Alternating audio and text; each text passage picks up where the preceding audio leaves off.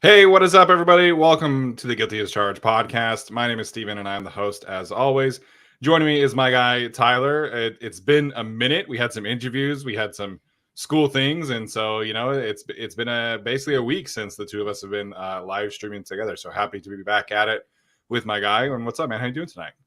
Doing very well. Yes, school things came up and first teacher things came up, and then you had some great interviews, and the timing was great for them, not so great for me, but all good. The content was awesome. I think between the two, like an hour and 15 minutes of just great stuff with two great guys who know a ton. So good job hosting that. Good job with the interviews. Always good as always to hear from Brett. Awesome to hear from Micheal Kapadia. Great stuff. But I'm back, so you're all stuck with me now. I'm ready. Yeah, happy to be back with our normal stuff. We try and do interviews as much as we can together. Unfortunately, like coordinating schedules with people, it gets a little tough sometimes. So Shokapadia is on the East Coast, so it was tough to coordinate that one. But hopefully you guys enjoyed them. I sure had a great time, doing the two interviews, and I think painted a different kind of perspective about both interviews. I think Sheil, not necessarily a draft expert, so I wanted to kind of pick his brain about more like general stuff.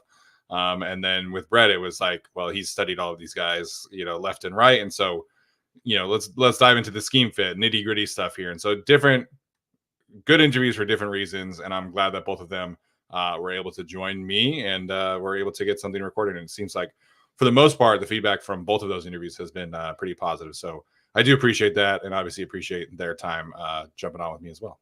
Yeah, Shield going out and saying the Chargers could be some playoff contenders. That was certainly interesting.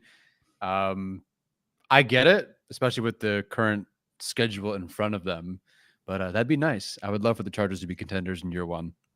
Yeah, I listen to Sheil and Ben Solak every single week. I love the extra point taken part of the Ringer NFL show. And I was definitely not expecting that take from Sheil. Granted, it is May, and he does reserve the right to change it. But the points that he made about the Chargers were spot on, because the schedule is pretty easy this year for the relatively speaking. You go from Brandon Staley to Jim Harbaugh. Presumably, Justin Herbert stays healthy for the first time in 3 years. So, we'll see what happens, and if those things can come to fruition, who knows? They do play the NFC South this year, which is pretty nice, as opposed to the AFC North. Or wait, they do play the AFC North too. Never mind. It's give and take. Give and take. Yeah. Speaking of that, schedule will officially be out next week. So our schedule is going to be a little bit different next week, because we want to be able to react to the release of the schedule on Wednesday when it does officially happen. I cannot wait to see what the Chargers do. Do we get anime part 3? Do they just completely mix it up and go with a different idea? It's going to be really interesting to see what they pull off next week. And then we'll be live on Wednesday to break it all down in terms of the video, and then also look at kind of some early record predictions, as we always do. So I'm hoping for one specific lineup. The Chargers play at Arizona. Utah has a game at Arizona as well. I'm hopeful that is the one weekend that lines up, since college football decided to nuke the Pac-12. It's the only potential chance I get at a crossover. So rooting for that to be the same time. Other than that, I'm cool with it. Primetime games, Tyler, how many are you thinking, and who do you think gets it? At least 3. So Ravens will be a guaranteed. There's no shot that isn't. Yeah. I feel like it's at least one of the Raiders or Broncos, sometimes both. So let's just say one of those. Chiefs, like Herbert, Mahomes in primetime is a must. Even if it's Rivers, Mahomes, or Rivers, like the Chargers and Chiefs are great in primetime. So there's 3. And then they've played the Steelers in primetime at least the last 4 times in a row, going back to the, I believe, Michael Vick led Steelers in Qualcomm a few years ago, where Jason Verrett covered Antonio Brown. What a world. So I think they could do that again. So I think at least 3, could definitely see 4. I don't see any surprise NFC teams being on there. I don't think there's enough of a, hey, that's a really good matchup, or, 2 young quarterbacks. I just think they'll stick with the AFC, and it'll be the big names, 2 division games, Ravens, and then let's say Steelers as well. Yeah, I think 2 of the AFC North games, that's fair, and then 2 AFC West games, I think that's also fair. Like the Saints and the Bucks, I just don't think they're super interesting. Falcons, maybe sneaky one with, Kirk Cousins and everything like that. But yeah, I think, we're looking at 2 AFC North games on prime time, 2 AFC West prime time. And I'm going to say 4, and I think they'll always have the chance to flex 1 to 5. But I think they do 4. The Chargers, even though there's a lot of Jim Harbaugh hype, they were bad last year. And so, usually that the NFL doesn't reward the bad teams despite the coaching change. I still think 3 or 4 is probably where we end up getting. Yes. And also, people, it seems very 50-50 now on the anime schedule release. I think if they had done well last year and won a lot of games, you see the trilogy capped off this year. I think the Chargers are going to do something completely different. I think it'll be exciting, but a bit more grunge rock than like a pop rock exciting sort of thing. Like, I think it's going to be like, nope, different team. We're serious. The anime stuff, super fun, great jokes, but we got to take it more seriously. I think they'll do that this year. Yeah, I think that's fair. Trilogy makes sense, and on a high note, and then do the new thing next year. So, All right. Today we are going to dive into the undrafted free agents on this roster. We're not going to do scouting reports for all of them. We have not watched all of them, but we've watched the ones that we feel like have a good chance of making it. So we're going to talk about those ones mostly today. And then we are briefly going to mention like the DJ Chark signing, which we haven't talked about much, and the Bud Dupree visit. So everything's going to tie together here today. This show, as always, is brought to you by our friends over at Prize Picks, the best and easiest way to consume daily fantasy sports. It is super fun and easy to use during the NBA playoffs. I've been able to, put out lineups every single night, basically. And it's been a lot of fun, been pretty successful so far with the NBA playoffs. I feel like I haven't been paying attention as much. And so using Prize Picks is a great way to get some skin in the game. So you get a deposit match up to $100 by using prizepicks.com/guilty, code guilty at checkout. Again, that is prizepicks.com/guilty and code guilty at checkout. So Tyler, let's dive into these undrafted free agent profiles, and then we'll take some questions at the end if we have some time. Sounds good. So yes, Chargers 2024 undrafted free agent profiles. I will do individual ones for all these guys. We cannot spend time here today doing 20 different profiles. We'd be here for another 3-4 hours, and we're not going to do that. It's also just have not watched every single one of them. Sorry, quarterback from Augustana. I've not watched you. The guy from Campbell, Western Carolina. Sorry, didn't get the film there. Respect Alex Katzen or Gavino or anyone who actually watches that, but have not gotten there. And we wanted to start with like, okay, let's set the stage for what the roster is like, because we can talk about our favorite undrafted free agents, but we're specifically trying to focus on our favorites, but also there are the best odds to make the roster. So we got to start with the additions the Chargers have had this past offseason, both in free agency and in the draft, some after the draft as well. So notable, DJ Chark, potentially Marquez Valdes-Scantling is on the way. We don't know. They just added Bud Dupree, the edge rusher. We know they've added Hayden Hurst, Will Dissly, Puna Ford. Well, Bud Dupree not officially signed. He right. visited. Right. Yeah. Oh, visited? I thought he signed. Never mind. Potentially on the way, but we'll see. Sorry. And then, of course, the draft. They drafted 3 wide receivers, which affects the other 3 receivers on the undrafted free agent list quite a bit. Added Joe Walt, which kind of just changes the chemistry of the offensive line. Junior Colson, Justin Aboigbe, and then the 2 corners they added, Tarheeb Still and Cam Hart. So those are the additions there. As far as the roster spots, like what seems the most available, do these 4 seem right? Tight end, offensive line in some capacity, safety, and corner? Yeah, I would say so. I think like wide receiver is so tricky. They have 11 guys on the roster, and they're still reportedly interested in Marquez Valdes-Scantling. Like, that's going to be basically impossible for a wide receiver to like carve out a role. I think wide receiver is essentially set with, the 3 from last year, or I guess, the 3 from last year. I'm not counting Simi Fogo. I think he's pretty much gone. And then the 3 that they drafted and DJ Chark, that makes 7. Like that's tough, and then if they add Marquez Valdes-Scantling as well, it's just going to be really difficult for a wide receiver to make it. Offensive line, I do agree with like the 8 locks. You have your starting 5, obviously Rashawn, Zion, Bozeman, And then whoever starts at right guard, be it Pipkins or Jamari Sawyer, Joe Alt, and then McFadden, I do consider a lock. And then Hymas, I do consider a lock. Until they sign a veteran interior offensive lineman, I think those two do have to be considered locks. So that's 8. I think this is a team that will carry 9 offensive linemen. It just kind of depends where that spot comes from, whether it's, like I mentioned, the veteran offensive lineman or maybe one of these undrafted free agent offensive linemen kind of just, blow them out of the water and have a great camp and stuff like that. Yeah, absolutely. 9 could be 10. As I mentioned, I think 2 years ago, the Ravens carried 11 on their roster. So it is very possible they do carry 11 offensive linemen. It is Harbaugh. But yeah, they'll definitely have 9. 9 has been typical for the Chargers. It seems to be generally typical 9 or 10. So it kind of just depends on what they're looking for there. And yeah, people were very like, oh, why is Hymas a lock? There's no other center, guys. Like, unless somebody new decides to play center, maybe they think there's some shuffling there. It's Bozeman, and then it's just Hymas. If they add someone, cool, not a lock. But then that kind of that still makes the 8 locks, I think. Then Hymas is not a lock. So I think 8.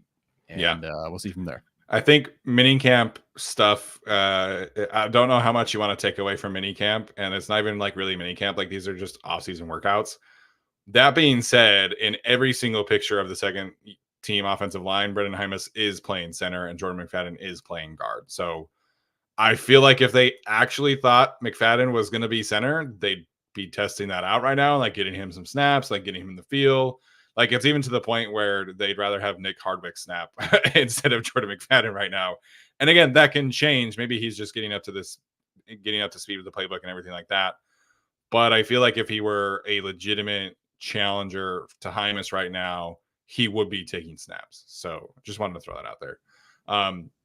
Also, regarding the offensive line, Alex Katzen pointed this out today, and I think it was a great point. Technically speaking, the Chargers roster does currently stand at 88 players. That does take Corey Linsley's role, I guess, into account. So once he officially retires, it would be 87.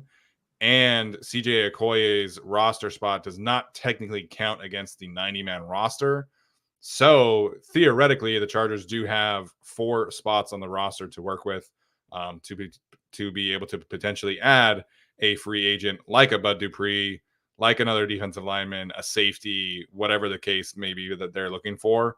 So yeah, just wanted to throw that part out. Yeah, and this whole video could age pretty poorly in a week. It could be like, oh, we signed a safety, and there's your third safety. Like, so we'll see. The Chargers are clearly not done, so we'll see. Yeah, defensively, safety is definitely the spot. We had, obviously, Brett talked about this on our show on Tuesday. There's a chance that Derwin James plays a lot in the slot this year. And it's a role that this regime or this kind of scheme has used Kyle Hamilton in. And I do think that makes a lot of sense for Derwin.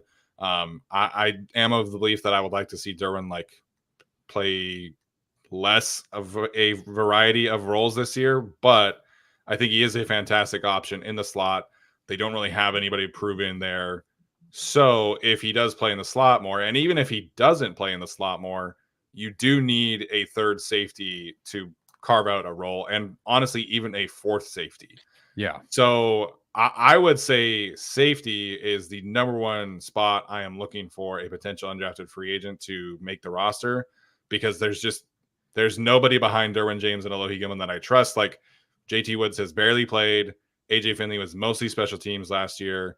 So that to me is like number one option for an undrafted free agent. Even if they sign one veteran safety out there, there's still that fourth safety spot that one of these guys could carve out a role in, because this regime did not draft JT Woods. He has barely played, and Raheem Lane, not on the roster. Raheem Lane, AJ Finley is mostly a special teams guy. So maybe Ryan Ficken loves AJ Finley. I don't know, but even if they sign a veteran safety, there's still a really good chance for me to look at one of these undrafted free agent defensive backs and say, okay, I can see them making the roster. Yeah, I would agree. There was already a discussion, like you mentioned, of a spot just as the third guy, but there could potentially be a fourth one here too. Like, this is the most open one. I get why they didn't go out and draft one. It's not like it was a great safety class. The first 3 rounds, they got the guys that hey, we're all really happy with. You're not taking Newbin over McConkey at that point. or whoever over Junior Colson. But yeah, they're going to need a guy. They'll probably sign a guy, as Kareem points out, like as soon as we end the stream. Were you about to bring that up? Yep. Yeah. As soon as we end the stream, they're going to sign a safety, I'm sure. I'm sure they'll sign Justin Simmons the moment we end this stream. So that happened with DJ Chark. So yeah, Simmons would be a bit more fun, I'll tell you that. But yeah. So let's get into it. A player that you're very high on, Akeem Dent from Florida State. Talk about him. Yeah, so Akeem Dent, I think for me right now is the free agent, undrafted free agent that I'm most high on. His athletic profile is outstanding. His 40 time, his vertical jump is just like, dude is explosive. And I think that shows up on tape. Unfortunately for him, the reason why he's undrafted is just like there was not a ton of production for him. I mean, he was targeted 6 times this past year as the free safety at Florida State. So I saw that stat and it just blew my mind. Like I watched him on tape and there was like a couple passes thrown his way and I was like, man, this guy's just like never getting any opportunities to make plays on the football. And then I saw that and I was like, okay, yeah, like that's why he didn't make any plays on the football. So not a ton of production there in terms of his pass coverage, but I think his ability as a tackler and his ability to be an athlete just kind of creates a profile that they don't really have right now. And this is a guy who's played outside corner in college. He's played in the slot. He's played in the box. He's played free safety. So there's just a lot of like range, speed, versatility here. You just kind of have to like see what he looks like in a role that gets him around the football more often, because that didn't really happen at Florida State. But in terms of the movement skills, those are top notch. I think you're just kind of betting on the athletic profile for me. Yeah, I'm not too bummed about the production part. It would help his case more, obviously. He did have a pass breakup on one of those 6 targets. So, hey, one pass breakup every 6 targets is a great rate to have. Yeah. But yeah, definitely was not targeted a ton. But honestly, you have the speed on there. And like we'll talk about Jalen Phillips. Dent's far more athletic. At minimum, he's at least faster. Like the 40 time is a 4.45, I believe. Like he is the faster guy. So you can get, if the instincts are there, if the coaching is there, the range will be there because he's fast enough. So I'm not too worried about that. Either way, like he has a certain, at minimum, deep safety. I'm going to fly down the field and make a tackle. I can fly sideline to sideline. Yeah. I think he can at least do that for you. And that will do enough, maybe not necessarily over AJ Finley, but like Finley, I kind of liked him closer to line of scrimmage. I liked him in man-to-man coverage, that sort of thing. I didn't watch anything he did this past season, but I'm just thinking of the previous year when we profiled him. I think Dent is a bit more of a deep safety. I think his role fits well there. He's got the speed for it. I think that he's what we hoped JT Woods could be. I'm not saying that he's a perfect player, but yeah, I genuinely do like his chances to make the roster because of his RAS in particular. Yeah, and we don't know what JT Woods really looks like, but like we watched his tape of him and his missed tackles and things like that. And I think Akeem Dent is just much more of a physical presence out there who can also be the fast, rangy player that they hope JT Woods could be. So I think JT probably has a higher understanding of like ball skills and leverage. And like he's a more natural free safety because that's what he did at Baylor. And Akeem Dent is still kind of learning how to do that. But yeah, why he has a chance to make the Chargers initial 53-man roster. They don't really have a third safety, fourth safety that they trust. The high RAS is definitely relevant. I think you see it on the tape, even if there's not a lot of ball production. You see that guy, number one, just kind of flying around, making plays. There was a couple plays against LSU that I loved where you could really see his range and his burst. And he was able to chase down the LSU running back on one. He was able to chase down Malik Neighbors one time. So the range and athleticism is there. The Chargers obviously value the Florida State defensive back factory that school has become, as Kevin points out in the chat. And then, I put on here, and I said this already, but just the element of physicality at that safety 3 spot is missing, because I think AJ Finley is more of like your coverage safety. He's not like super imposing. JT Woods is like your, interception rangy guy. He's not really much of a tackler. Akeem Dent brings that physicality that I think this regime wants out of a safety group. And I think that would kind of lend itself towards him having a good chance on the roster. Yeah. Speaking of physicality, but not quite the same 40 time, is Willis Patrick, the right guard from TCU. Not Patrick Willis. I've never said that. Even in my brain, it's always Willis Patrick. I know I'm gonna mess that up at least The once this season. somebody DM'd me after they signed him, and they put that it was Patrick Wilson. I was like, no way, that's real, and it was not. But yeah, it was funny. Right, especially with the Navarro Bauman edition. It's like, oh, okay, wait, maybe they're gonna whole different thing. Willis Patrick, the guard from TCU, will not mistake his RES for, I don't know, Zion Johnson's, for example. He's worked his way from D2 all the way to 1 full year at TCU as the right guard, and statistically very solid. 99.1 PBE is great. He's very much so a physical people mover, really high level grip strength and anchor. You close your eyes, you picture strong gap guard. Greg Roman would love, the Ravens would love. Jim, like he'd be a starter at Michigan. That's kind of just the kind of guy he is. Although we maybe not talk about a starter from Michigan this past season, but he fits. Like he just looks and acts the part. Some of the concerns, like he only had the 1 year of true starting experience at TCU, having worked his way up, which is great. Like he worked his way up, got to TCU, signed with the Chargers, an undrafted free agent. Great. But he's also capped by, I think, his role. I don't think he's a tackle. I don't think he has that flexibility that Jamari Sawyer will have. That's not going to be him. I don't think he's a center. We'll see. I'm not going to put it past him. But I just think he's a right guard only, or just a guard only. We don't know a ton about him. He did play tackle at Jackson State the previous year. That doesn't mean that I think he's actually going to be capable of playing tackle multiple spots at the next level. Yeah, it's a fun evaluation, but it's a tough evaluation too, because the Big 12 runs a ton of the bullshit 3-3-5 scheme that I just cannot stand watching. And there's not a ton of true like work for him where he's like 2-eye head up and I'm just blocking this guy one-on-one in the run game. That being said, like the violence that he plays with, the ability to knock people off balance is outstanding. I think it is, the head up stuff I'm not concerned about, but he didn't really do it a whole lot at TCU. So I think his profile stands out well in terms of the specific scheme fit that they could be looking for. And you mentioned the ability to work up to TCU and play really, really well.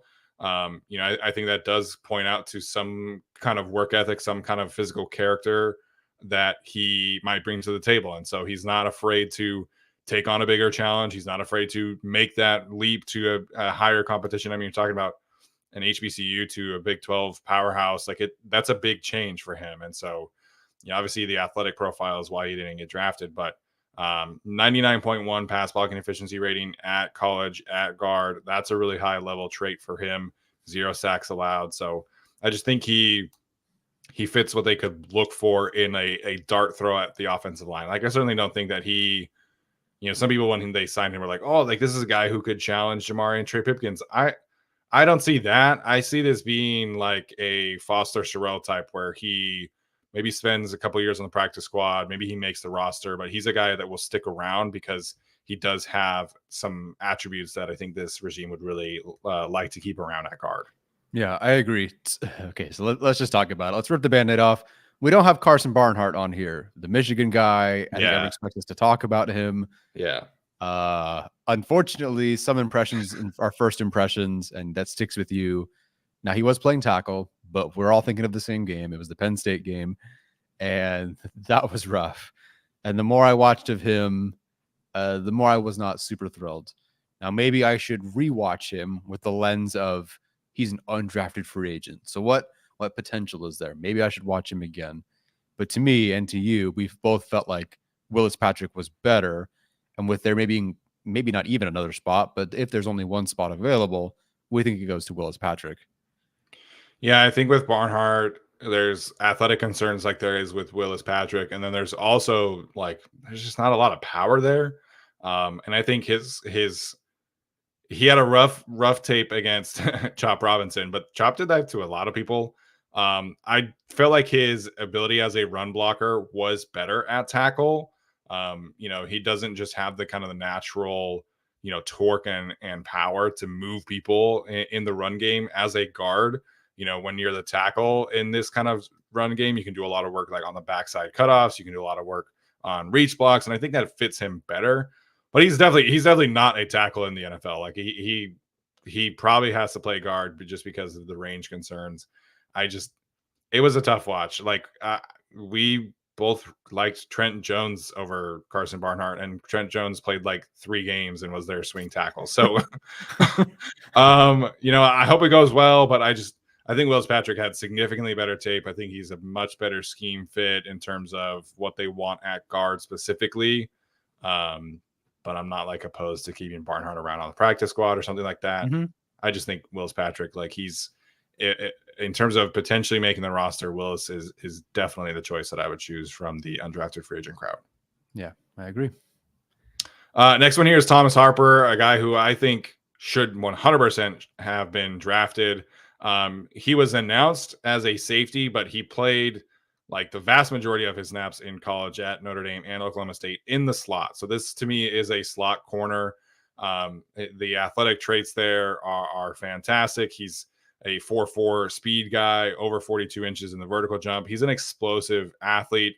He's just a little on the leaner side because he is 5'10". He's not like a short guy, but he is on the leaner side. My favorite thing about him was that despite his lean frame, he was very productive as a blitzer. He had 8 pressures, 2 sacks, and 1 quarterback hit in 2023. I think he just plays with that kind of mentality.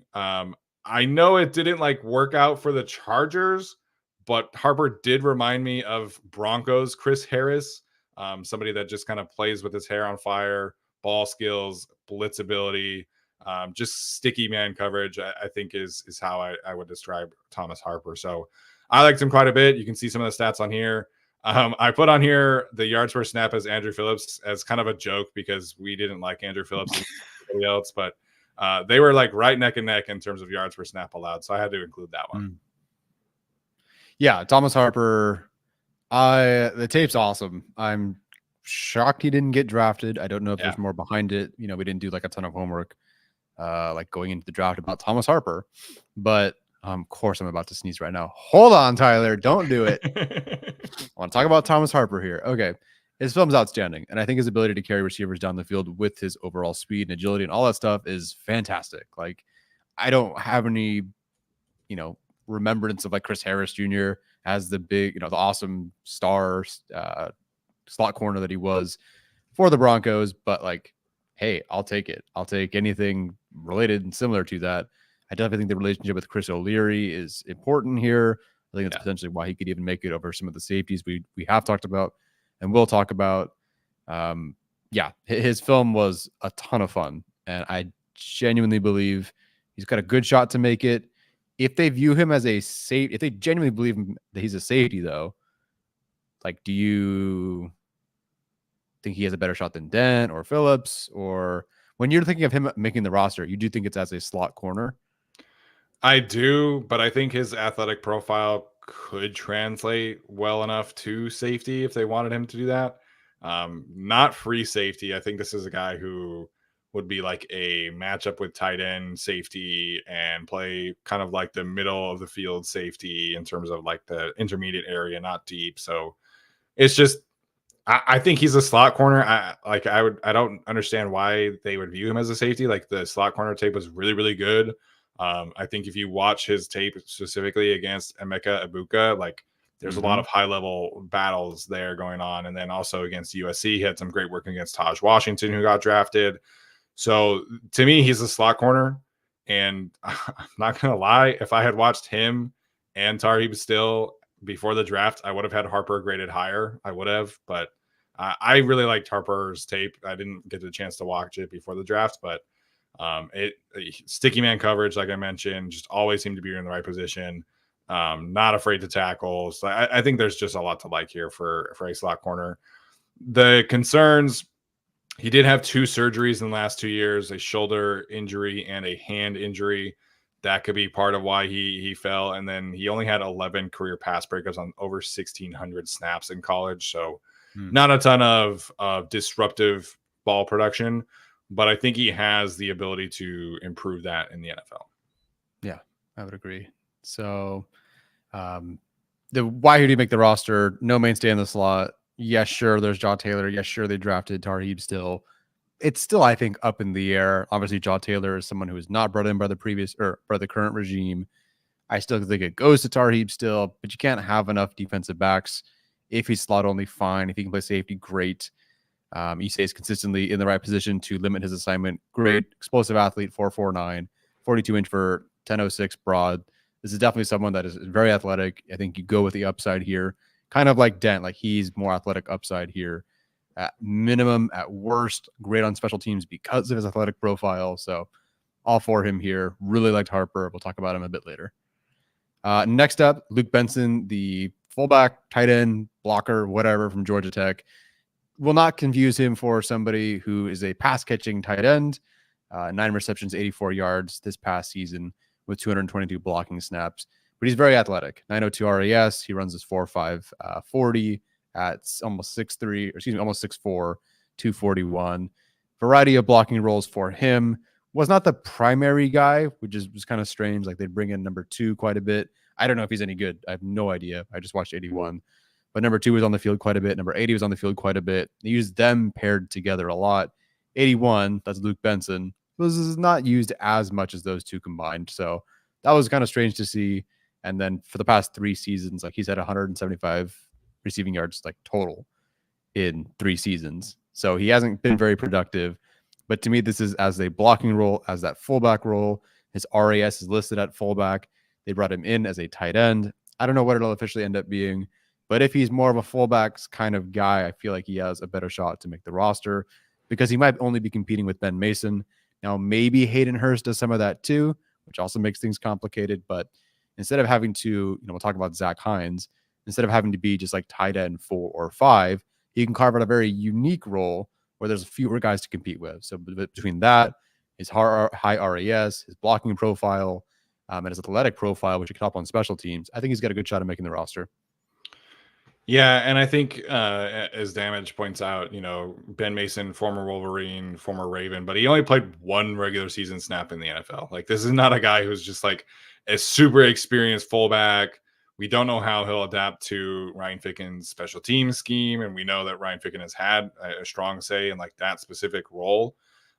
Benson to me is a more versatile player than Ben Mason. And I think we can potentially see legitimate competition there. So I think the athletic profile, the versatility here. So Kevin asking about Georgia Tech, right? So his early seasons at Georgia Tech probably were under the triple option, but they have pivoted away from that. They actually moved to like the air raid, so it's very different scheme. So he has had some kind of exposure to different schemes that might highlight his ability or not highlight his ability as like an air raid tight end. But I think the blocking versatility will definitely play a factor more so for him than Zach Heins, who we do have in here later. But Ben Mason, I think, is kind of your hybrid type where Zach Heins is like your traditional tight end. So yeah. I think that could, benefit Luke Benson this year.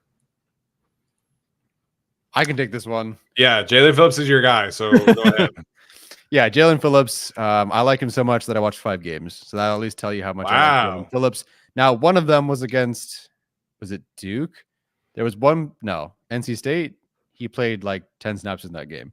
So technically 4.2 games I watched, but I loved them. Okay. I truly believe that he was able to do, at least in college, work it as 3 separate roles. You want him to blitz? Great. You want him to play the box? Great. You want to play him as a deep safety? Fine. You want him to cover someone?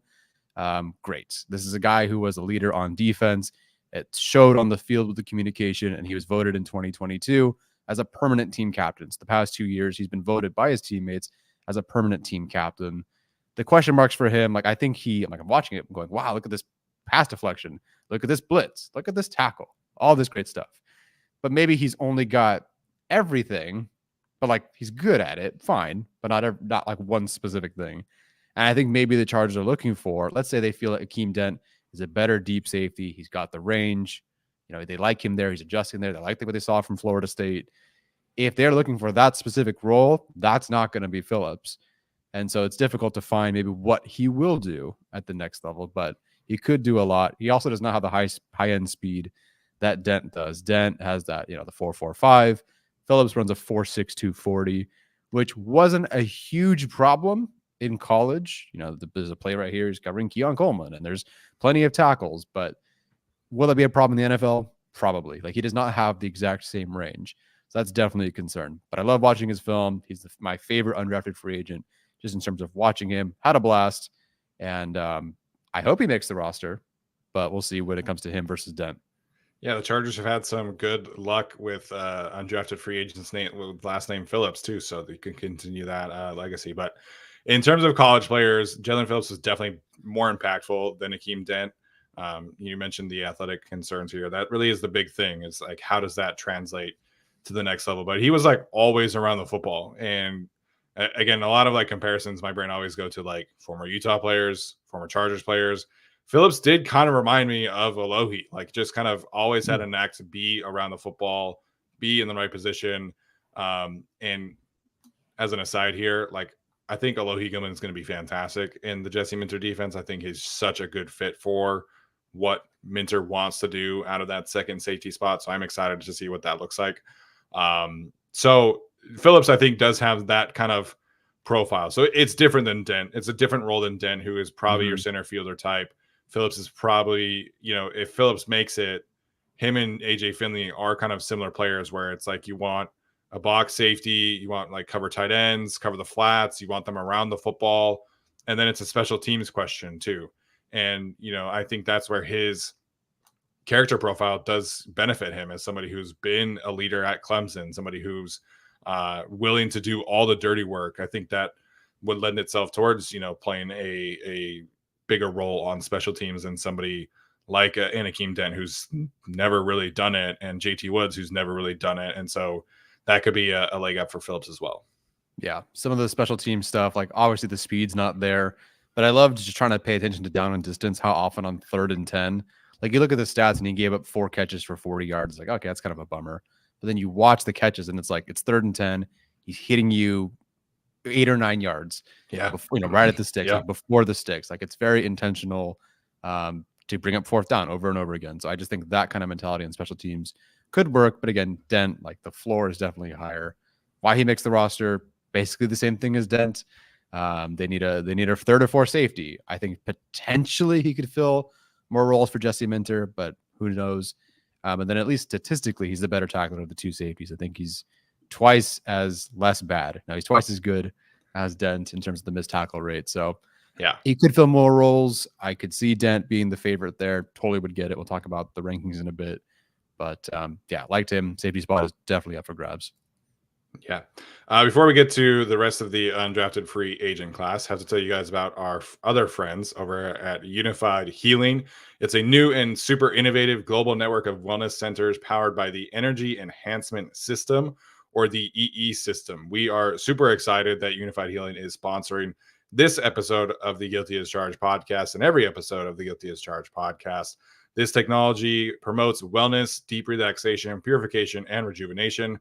Whether you are here in Fresno, Orange County, Los Angeles, wherever you're at, be sure to check out the Unified Healing website to find the nearest location towards your center of location. So again, that is unifiedhealing.com/guilty to learn more. Unifiedhealing.com/guilty.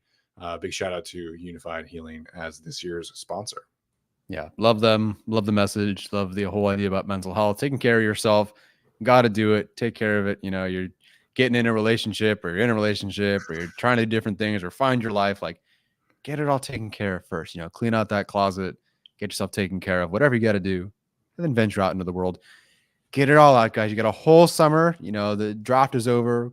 Cleanse it. Get it all out, because Charger season is around the corner, and you might die because we know how to.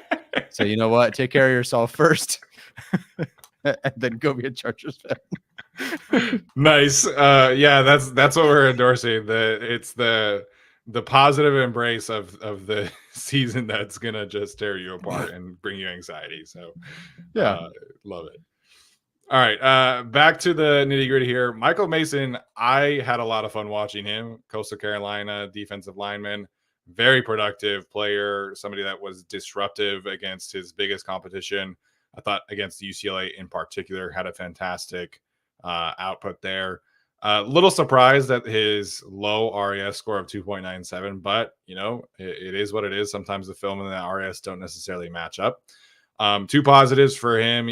He's got a very quick first step, and I think his hand usage is really effective for somebody who has played at smaller schools.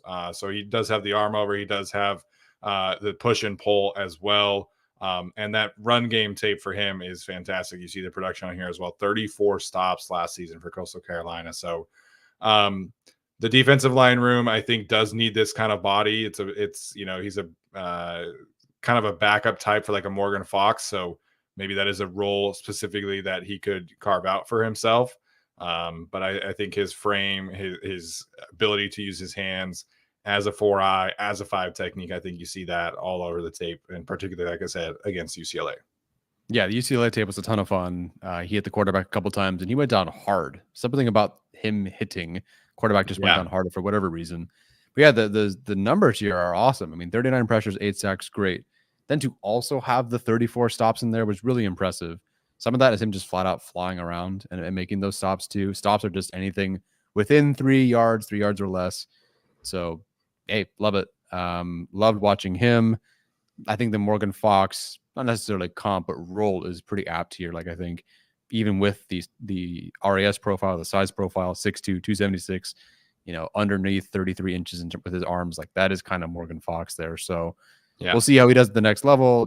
Watching UCLA, like the game against UCLA, it's trying to sort through some good plays and some really great flashes. And then some wishy-washy plays, moved off the ball, etc. Like he's not a big guy, but the flashes are so good that I think you want to bet on that. And you flash your way to almost like 80 pressure sacks and stops.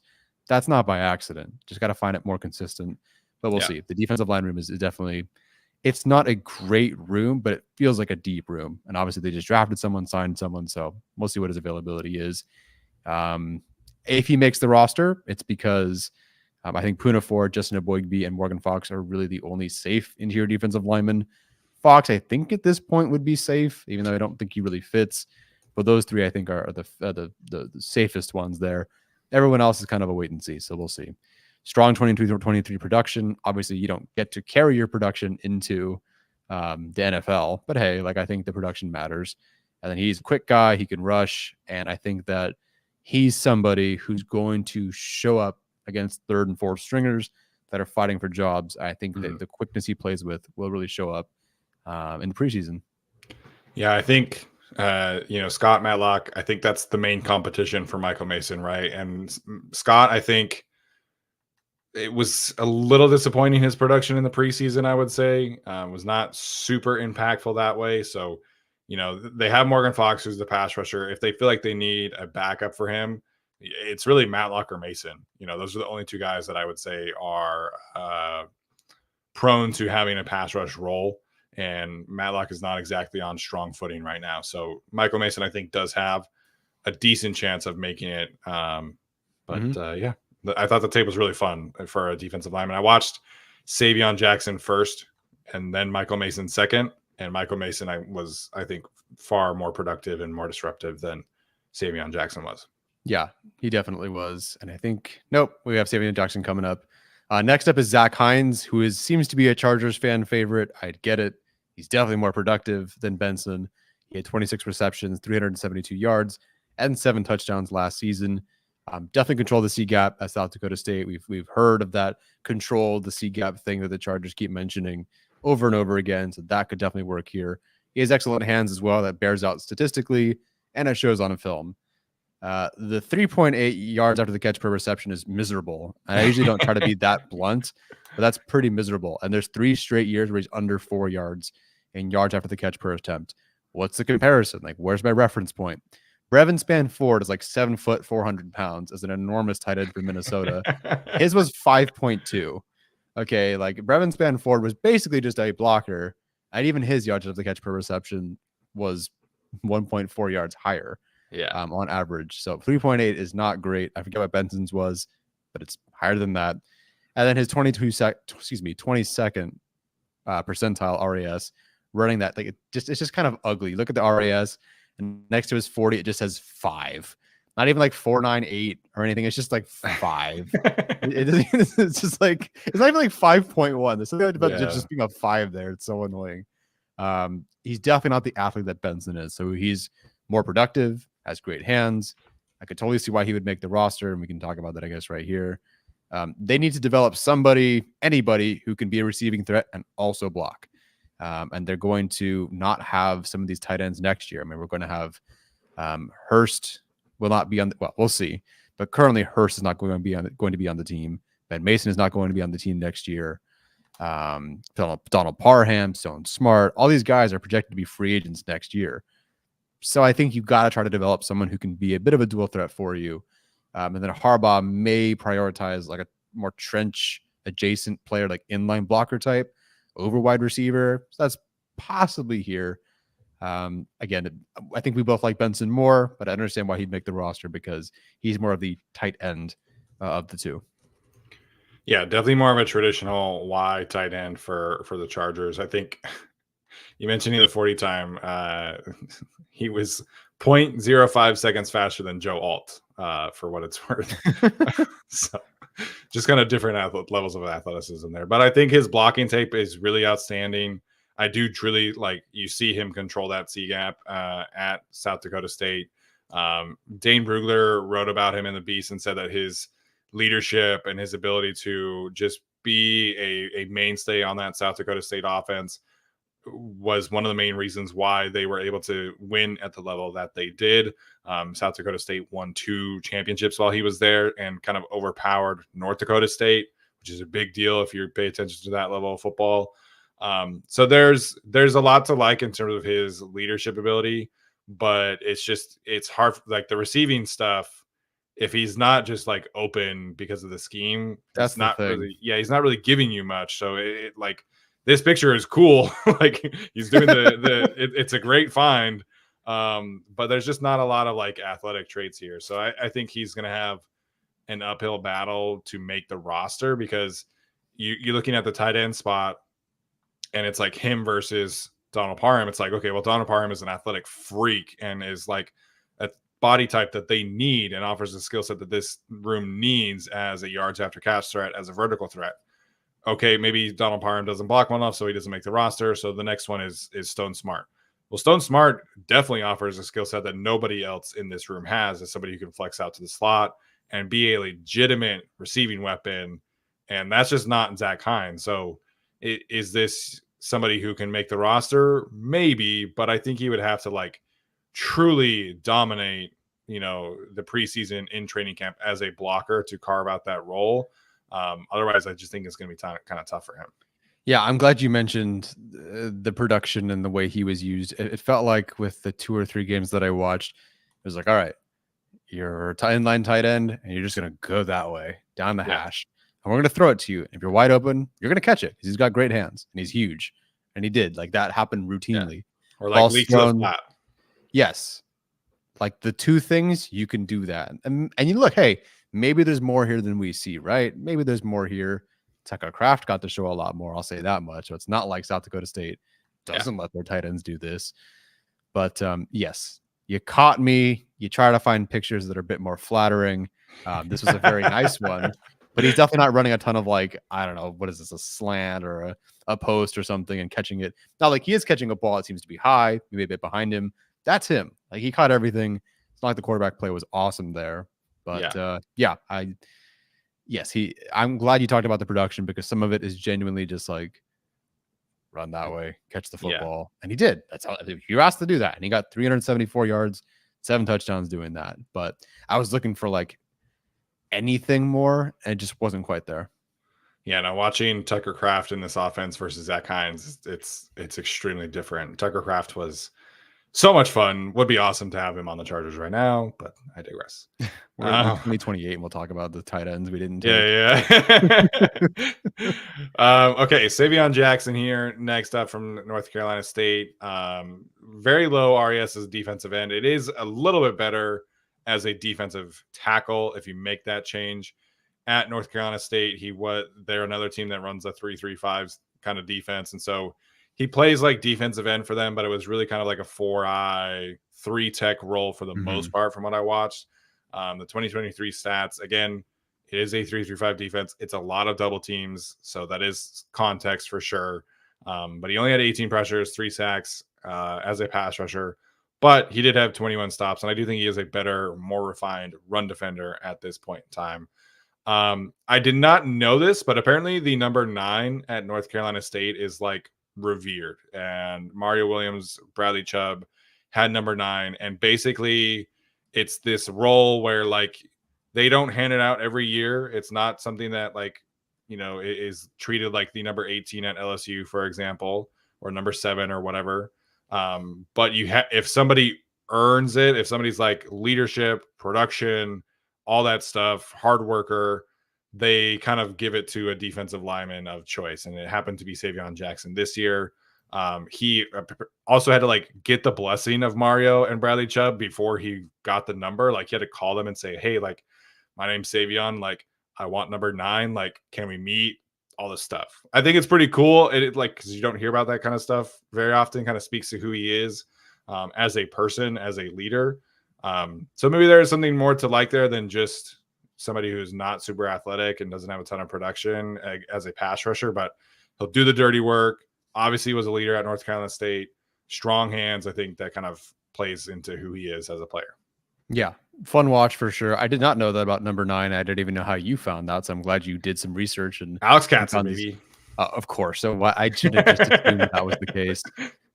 Should have asked for number 17 for NC State. I don't know. Some people wear that sometimes, but yeah. It's a Philip Rivers thing for anyone who cares to. Anyway, had a lot of fun watching him. A lot of these guys have the limited athletic profile, except for the DBs, but that's fine. Like I didn't see it. Watch him and think like, wow, he's so terrible. Like the RAS at a certain point isn't as like 0.4, which is less than what is this? It's a 4th percentile RAS. It's not great, but I didn't really tell the difference between like him at 4th percentile to someone at like 22nd percentile. I don't think it made like a huge difference. But unlike someone like Mason, like he doesn't have this, or Mason has the production that Jackson does not. Yeah, that's a bit of a bummer there. And if you thought he was going to be an edge rusher, cool. Sounds like they're going to work out Bud Dupree potentially. So that kind of throws a monkey wrench in all of this. But if anyone's going to make it, could be him. They also have a training camp invite, Jordan Dominic, the edge rusher from Colorado. I like him like more than some of the other guys on this list. So he was fun to watch, and he's got some decent production too. So keep an eye on him, I guess. But I don't know. I'm not going to talk about training camp invite until he's like actually signed as a UDFA.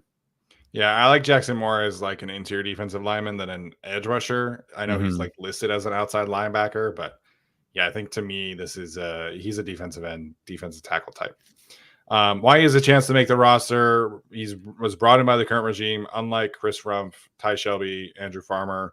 Again, position up to debate potentially, but smart player, smart leader. I think that kind of profile is valuable at some point when you get to kind of debating what kind of players you want to keep and who you don't want to keep. And then I do think you can kick him inside. You can play him outside from time to time, but the team might see him as an outside linebacker. But I think he is very comfortable working as a 5 tech, as a 4-eye, as a 3 tech. He can play the wide 9 a bit. So there's a lot to like in terms of his positional versatility, whereas Michael Mason is like strictly 3 tech, 4 tech. Like there's not a lot of positional mobility there, but Savion Jackson can move around somewhat as a defensive lineman. Yeah. All right, last one, Zamari Walton, the corner from Ole Miss. The only player I have not watched, so I got to defer to Steven on this one. Yeah, so Zamari Walton from Ole Miss, I think there's a very clear profile that he brings to the table that could make some sense for them because he is a taller, longer cornerback that outside of Christian Fulton and Cam Hart, you don't really have, and Dean Leonard, his former teammate, you don't really have. So that's the kind of profile you're getting. The 6.53 RAS score is a little concerning, but you look at the production here, 31 tackles. He does have a higher missed tackle rate for my liking, but his reception percentage allowed was pretty low. He had 2 interceptions, 3 pass breakups last year, which for an undrafted free agent corner is pretty good. Immediately when I watched him, I got a feel for how he played the boundary, and he's very comfortable in that kind of specific role whether it's cover 3, whether it's man-to-man. He knows how to use the sideline to his advantage. He knows how to time pass breakups against the arms of the wide receivers. Generally speaking, as long as he maintains outside leverage, his tape was pretty good. It's all the other stuff that did not go super well for him. Obviously, Malik Neighbors and Brian Thomas cooked a lot of people, but the LSU tape was pretty rough. Change of direction, not a strong suit. Inside leverage, not a strong suit. So you kind of have to specialize him if you're taking him. If this were the old Chargers regime, I would totally, or not old, 2 previous regimes under Gus Bradley, and this was our cover 3 scheme, I would totally get it. This is a cover 3 corner all day for me. Just stylistically, I think that's the kind of player you're looking at. But I think he's worth mentioning just because corner, it seems like they're just kind of going to let everybody play and then like sort out who's good and who's not. And so I think he's the true outside corner of the undrafted free agent group. And so I think he's worth mentioning because of that. Yeah. And undrafted free agents, not perfect when undrafted for one or several reasons. Right. So it's not going to be perfect, but there could be something to work on here. I did not know why they took Dean Leonard initially. And then he's developed pretty well, I think. And we could actually see something very interesting this year because I think year 2 looked really solid for him in some moments, definitely in the preseason, definitely in camp. So we'll see. So I'm now going to give people the benefit of the doubt, especially if I haven't watched them. But you say he's comfortable playing outside leverage and good there. Your concerns of change of direction and inside leverage was like, oh, okay, so okay, deep pass and outside to the boundary, got it. Literally anything else is a concern. Yes, but you know what? Undrafted free agent, it's all good. Yeah. As you mentioned, real quick, I don't know if you saw this, but Dan Henley was doing kind of like a Q&A thing on Twitter, and he said that Dean Leonard is like the most underrated player on the team. So for what it's worth, like the players seem to really like Dean Leonard quite a bit. I'm trying to think if that's not true because that sounds about right. I'd buy it. I mean, because especially if you were there in camp, and I think we were there the day he had, or at least I was there the day he had like 5 pass breakups. And then we were at the scrimmage where he had 2 pass breakups against Mike Williams. Yeah. It's like a down the sideline. Like that's Mike Williams' thing. Yeah. And he didn't let him get a catch. It's like, okay, there's something here. So yeah, I buy that. That's cool. He took a huge step forward last year. Holy cow, yeah. Like his rookie tape, like that first preseason game, it was brutal, man. It was so bad. But watching that guy play against the Lions, like that was a guy who was like actually like holding his own. And you know, he didn't get a ton of reps against like Amon-Ra St. Brown. It's mostly against like Josh Reynolds. But like, hey man, this guy came into an NFL game last minute, knew he was starting and played well. And then the next game he started and played really well too. So I'm excited. Like you know, NSN says here in the chat, like I'm excited to see what Dean Leonard can do for his 3rd season. I think this is a year where he could maybe take another leap and challenge somebody for a starting role. Yeah. Alrighty. Anyways. Okay. Anywho, so our top 5 to make the roster, we have the same top 5 just in a different order. Yeah. So we agree here. I wish it were more interesting, but we agree on the 5 just in different orders. So I have Jalen Phillips, the safety from Clemson, and Akeem Dent, the safety from Florida State. I think those guys should be in their own tier. Like I think the safety that wins is the guy who has the best shot at making it. Then I have Willis Patrick, the right guard from TCU, who I might have had higher earlier, but if they're actually going to do the Trey Pipkins at guard thing, that technically takes the guard spot like off the table because then it could be Jamar. Like if Trey was just a swing tackle, maybe you have more, need for depth at guard. But if Trey's the guard, and I guess your swing tackle, maybe if something happens, I don't know. So I have Jalen Phillips, Akeem Dent, then Willis Patrick at 3, then Thomas Harper from Notre Dame at 4, then Luke Benson, the fullback from Georgia Tech at 5. Yeah, so I have Akeem Dent first, Thomas Harper second, Jalen Phillips 3rd, Luke Benson 4th, Willis Patrick 5th. I really debated about putting Luke Benson higher, but I just feel like one of these rookie undrafted free agents defensive backs is going to make it. Like I think they just have an upper hand on AJ Finley. I think they have an upper hand on guys who the previous regime brought in. and there's a real need there. And again, even if they sign like a safety 3, I still feel like one of these safeties makes it. I just think that this regime picked these guys. I really like the fit of any of them. If they go sign like a Quandre Diggs and they need like another, box safety, tight end safety, that's great for Jalen Phillips. So the order could change of that first 3, but I just felt like betting on one of those guys making the roster right now. And then Luke Benson, to me, like all he has to do is beat out a guy who has one regular season snap to his name. Like I think that's pretty likely, and I think it's a role that they're going to have. So yeah, that was kind of my thought process. And then for 5, it was just kind of like pick who I liked the most. And Yeah. Michael Mason, I debated about putting him on here, but I don't know really how valuable that role is going to be as kind of like a backup interior pass rusher, because they just have kind of a lot of run stuffing defensive linemen that they need. So that was my biggest debate was Willis Patrick versus Michael Mason at 5. And I ended up going with Willis just because I think I liked his tape more. And I think his potential role is worth keeping around. Like we talked about, this is a regime that has kept 11 guys on the offensive line and consider offensive linemen as weapons. So that's ultimately why I chose Willis instead of Michael Mason. Yeah. Mason probably was my 6th here. Yeah. There's definitely a cutoff of where I think guys like actually have a shot to make it. But yeah, Benson from here, great. Like I think again, Ben Mason is there. Sure, it's a Harbaugh guy, Ortiz guy. Like the connections are there. That's why he's on the roster. I just don't think that prevents you from going with someone like Benson, who has a ton of upside. Obviously, would be a rookie, hanging on to him, cheap contract, tons of development. Go with that. Like 4.52 is 4.52. That's no joke. You could use that. Yeah, it's not my favorite undrafted free agent class ever. It's not Thor's either. No, if you read Thor Nystrom stuff, he does undrafted free agent rankings every single year. The Chargers at 31st out of 32. So yeah, some good players in here that I think the ones that we kind of focused in on today, I think are the players worth mentioning. But unfortunately for the rest of the guys, I think it's just going to be kind of an uphill battle. Yeah. The DBs I like quite a bit. Like I genuinely believe those guys, like, okay, they could have drafted some of these guys. I would have totally gotten it. But yeah, the rest of the group after the top 6 or 7. I don't know. And the receivers, like the East Carolina receiver, Jalen Johnson, I liked his film quite a bit.